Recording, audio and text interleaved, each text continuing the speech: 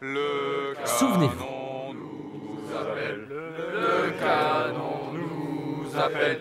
Ok, stop.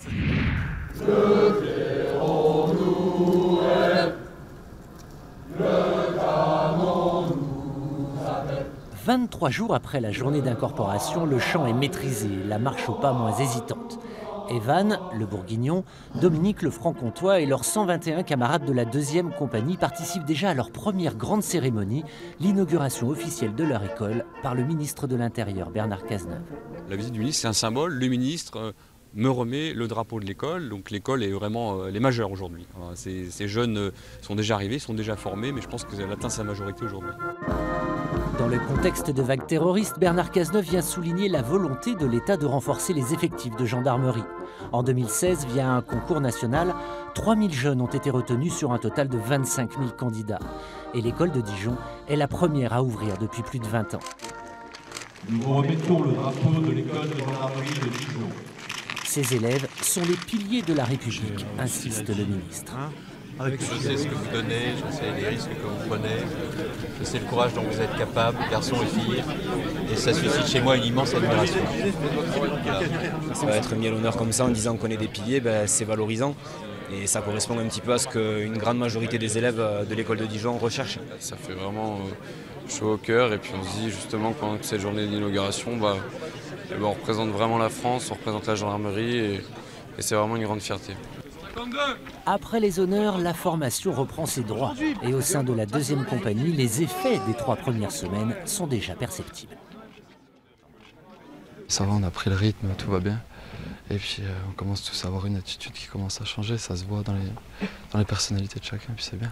On commence à bien comprendre les bases, on apprend à manipuler les armes, à avoir les premiers combats, les simulations de combat, et c'est plutôt intensif, mais on y arrive. Et les jours se suivent entre séances de tir, techniques de combat et cours magistraux. Quelques semaines plus tard, la période dite militaire touche à sa fin, avec une mise en pratique et des évaluations au cours d'un bivouac de 3 jours.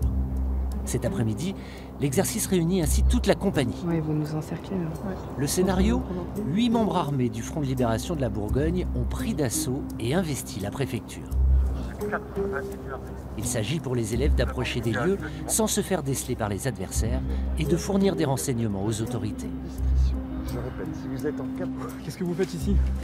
Je suis venu faire une carte d'identité à la préfecture. Chef de cellule, chef de groupe, on a interpellé un individu qui dit venir faire une carte d'identité à la préfecture. Demain, en gendarmerie départementale, alors ils ne seront pas 110 sur la mission, mais sur une enquête judiciaire, ils seront amenés à se poster, à observer des objectifs, à renseigner sur la nature et l'attitude de cet objectif, tout comme lorsqu'ils travailleront au profit de la gendarmerie mobile.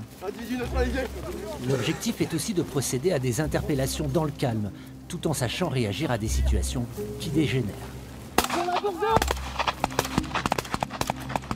Et le tout fait l'objet d'un débriefing sans concession. J'en ai vu qui se roulaient, qui tournaient dans tous les sens. C'est pas forcément la bonne méthode. Je vous rappelle que dans les modes de déplacement du combattant, le terme rouler n'apparaît pas. Dans l'ambiance glaciale de ce début janvier, la troupe rentre au camp, quelque peu exténuée par ces journées de 20 heures et 3 nuits très écourtées.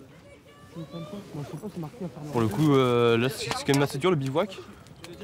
On se gèle, mais sinon ça se passe plutôt bien. La cohésion elle s'est renforcée entre tout le monde. Tout ce qu'il pouvait y avoir avant, on l'a oublié, on est tous vraiment tous ensemble, tous soudés. Ces moments-là, on s'en souviendra je pense. Et puis même pour la vie de tous les jours, je pense que ça nous sert à tous aussi ce qu'on est en train de vivre. Des fois on se plaignait quand il pleuvait, on devait aller chercher le pain, des choses banales. Et là quand on passe 4 heures au fond d'un trou à attendre que quelqu'un vienne et qu'il n'y a personne, là on comprend que ça, c'est pas... voilà. Mais le plus dur est devant eux. La nuit ne fait que commencer.